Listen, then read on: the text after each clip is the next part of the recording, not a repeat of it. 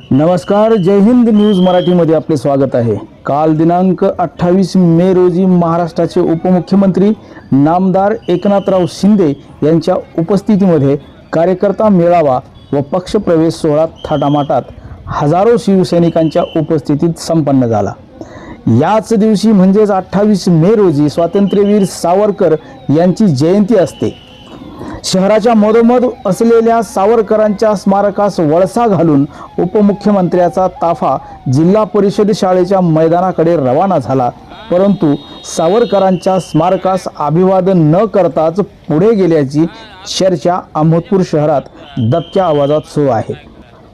एरवी स्वातंत्र्यवीर सावरकरांवर तोंड भरून कौतुक करणाऱ्यांना त्यांच्या जयंतीच्या दिवशीच कसा विसर पडला, अशी चर्चा अहमदपूर शहरामध्ये दबक्या आवाजात सुरू आहे।